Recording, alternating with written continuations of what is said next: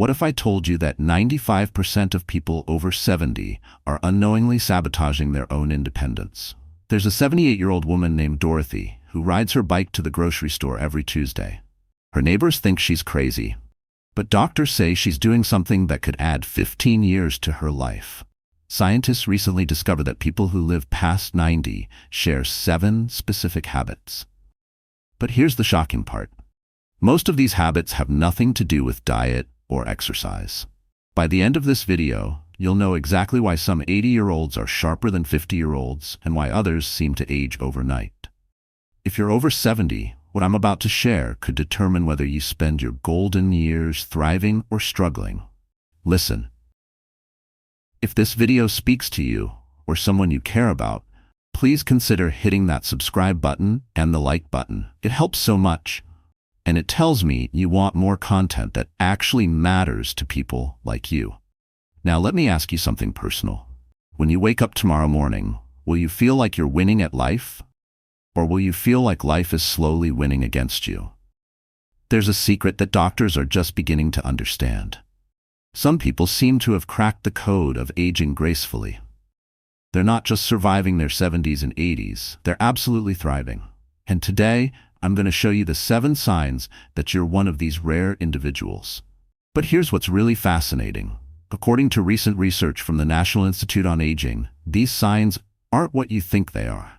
Most people focus on the wrong things entirely. The first sign you're aging better than 95% of people is simple. You're still curious about tomorrow. Meet Harold, a 73-year-old retired teacher from Phoenix. Last month, he learned how to use video chat to talk to his great-grandson in Seattle. His daughter was amazed. "Dad, you're more tech-savvy than some of my coworkers," she told him. But here's what Harold understood that most people his age don't. According to neurologists at Johns Hopkins, the brain that stays curious stays young. Dr. Susan Chen's research shows that people who continue learning new skills after 70 have 30% better memory retention than those who don't. Harold doesn't just use his phone for calls. He watches YouTube videos about woodworking. He looks up recipes online. He even learned to pay his bills digitally. "Why should I stop learning?" Harold says. "My brain isn't retired, even if I am." But you'll never guess what happened next. Harold's curiosity led him to discover something that changed everything. We'll get to that in just a moment. The second sign is that you can still say no to scammers. Here's a story that might surprise you. Martha, age 76, got a phone call last week. A friendly voice told her she'd won a $5,000 prize. All she needed to do was give them her bank information. Martha laughed and hung up. Her neighbor, Robert, got the same call. He gave them everything they asked for. What's the difference? According to research from the Consumer Financial Protection Bureau, seniors who maintain their independence share one crucial trait. They stay mentally sharp about money matters. But here's the surprising part. It's not about being paranoid. It's about staying connected to reality. Martha reads the news. She talks to her kids about current events. She knows what's happening in the world. Robert stopped paying attention to anything outside his living room 3 years ago. Doctors say that social isolation doesn't just affect your mood, it affects your judgment. Stay tuned because I'm about to reveal the most important sign of all. And it might shock you. The third sign is that you're not afraid of your own money.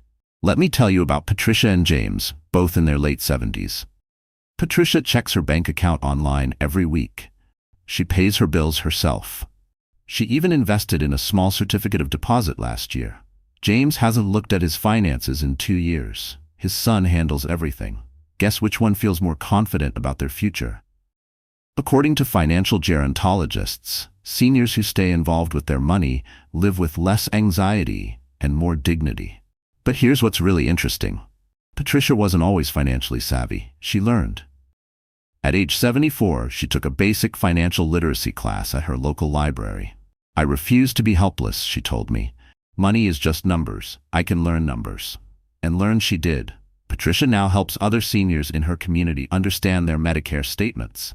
She's become the go-to person for simple financial questions. The lesson? Independence isn't about how much money you have. It's about understanding the money you do have.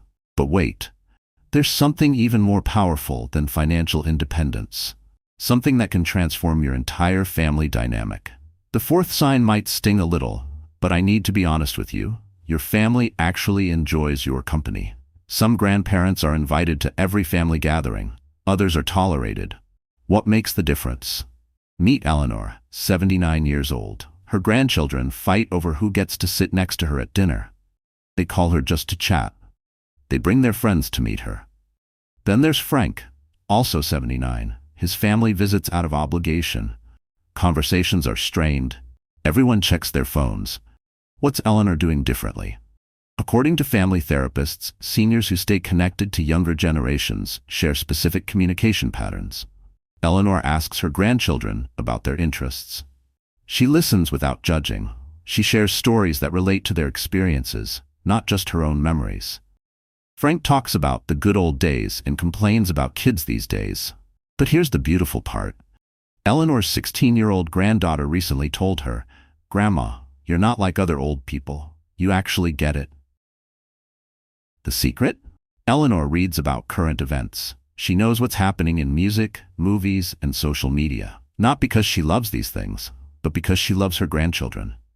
She offers emotional support instead of criticism. She provides stability instead of lectures. And you know what happened? Her family started coming to her for advice. Real advice. About real problems.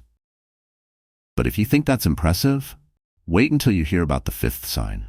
The fifth sign is that you still have something to do tomorrow. At 82, Margaret wakes up every morning with purpose. Mondays, she tends her small garden. Tuesdays, she volunteers at the local animal shelter. Wednesdays, she paints watercolors. Thursdays, she writes letters to her sister in Florida. Fridays, she plays bridge with friends. Her neighbor, William, also 82, wakes up every morning wondering what to watch on TV. According to research from Harvard School of Public Health, seniors with regular activities and hobbies live an average of 7 years longer than those without. But it's not just about staying busy. Margaret's activities give her identity. She's not just someone's grandmother or a retired person. She's a gardener, a volunteer, an artist, a sister, and a friend. William is bored, but here's what's truly fascinating. Margaret didn't discover her love for painting until she was 78. "I always thought I wasn't creative," she says. "Turns out, I just needed time to find out who I really was." Now her watercolors hang in the local coffee shop. Strangers compliment her work. She's planning a small exhibit next spring. The lesson? It's never too late to discover a new part of yourself. But here's something that might surprise you about people who age well. The sixth sign might be the most important of all. You can still laugh at yourself. Charlie, 77, tells everyone about the time he got lost in his own neighborhood because he was too proud to use GPS. He laughs about it now. "I drove around for 2 hours," he says, grinning. "Finally called my son. He said, 'Dad, you live 3 blocks from where you are right now.'" Charlie's ability to laugh at his mistakes keeps him young at heart. But more importantly, it keeps him willing to try new things. According to psychologists who study aging, seniors who maintain their sense of humor adapt better to life changes. They're more resilient. They recover faster from setbacks. Charlie tried online grocery shopping last month. He accidentally ordered 20 pounds of bananas. Fed the whole neighborhood. He laughs. "Now I'm the banana guy." Instead of getting frustrated, he learned from the mistake. Now he's the neighborhood expert on grocery apps. But here's what's really beautiful. Charlie's grandchildren love visiting him because he makes them laugh. He tells funny stories about his mistakes. He doesn't pretend to be perfect. "Grandpa's the coolest," his 12-year-old grandson says. "He's not grumpy like other old people." The secret? Charlie learned that dignity doesn't come from never making mistakes. It comes from how you handle the mistakes you make. Now, are you ready for the most important sign of all? The seventh sign is the big one. The one that separates people who are truly aging well from those who are just getting older. You're still here, really here. Let me tell you about 2 neighbors, both 75 years old. Betty lives in the present. She notices the birds outside her window. She tastes her morning coffee. She listens when people talk to her. She's curious about what's happening today. Her neighbor, Grace, lives in the past. She talks about people who died 20 years ago. She compares everything to how things used to be. She's angry about changes she can't control.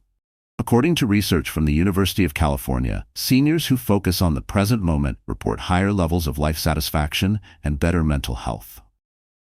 But here's the key. Betty accepts that some things have changed.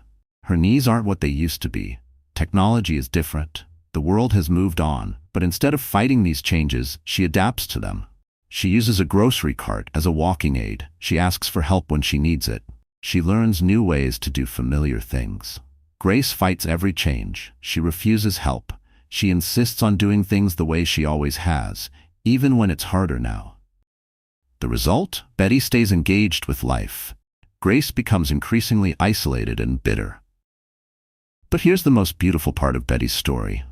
Last month, Betty told her daughter, I think these might be the best years of my life." Her daughter was shocked. "Really, Mom? Better than when you were young?" "When I was young, I worried about everything," Betty said. "Now I know what actually matters. I have time to enjoy it. I have wisdom to appreciate it.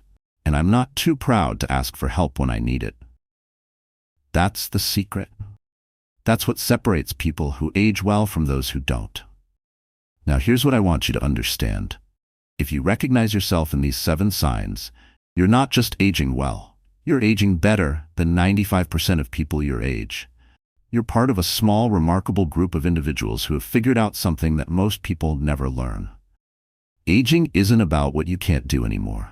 It's about how you approach what you can still do. It's not about being young, it's about being fully yourself at whatever age you are. But here's what's most important. These 7 signs aren't just about you. They're about the legacy you're creating, the example you're setting, the inspiration you're providing to younger generations. When your grandchildren think about growing older, they won't be afraid. They'll be excited, because they've seen you do it with grace, humor, and joy. Let me leave you with one final story. At 91, Rose still lives in her own apartment. She cooks her own meals. She manages her own finances. She has hobbies that bring her joy. But more importantly, she has something that money can't buy. She has the deep satisfaction of knowing that she never gave up on herself. When Rose was 70, her doctor told her she had the beginning stages of osteoporosis. Instead of accepting decline, she started a gentle exercise program. When Rose was 75, her husband passed away. Instead of withdrawing from the world, she joined a grief support group and eventually started leading it. When Rose was 80, she felt lonely. Instead of just accepting it, she learned to use video chat to connect with old friends across the country. When Rose was 85, she felt useless. Instead of giving up, she started volunteering at a literacy program, teaching adults to read. Now, at 91, Rose says, "I'm not the same person I was at 70.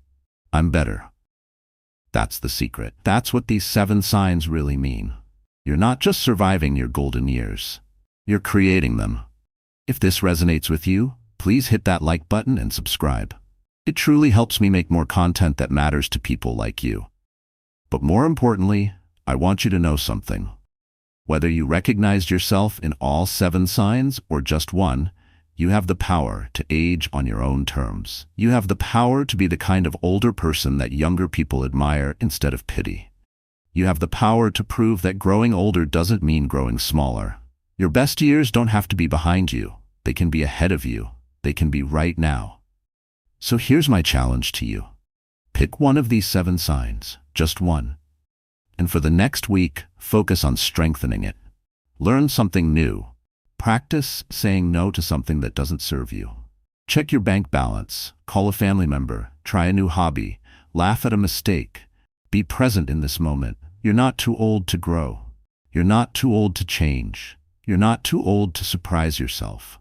And if you do this, if you commit to aging well instead of just aging, you'll discover something beautiful. You'll discover that getting older isn't about losing yourself. It's about finally becoming who you were meant to be. Thank you for watching. I'll see you in the next video.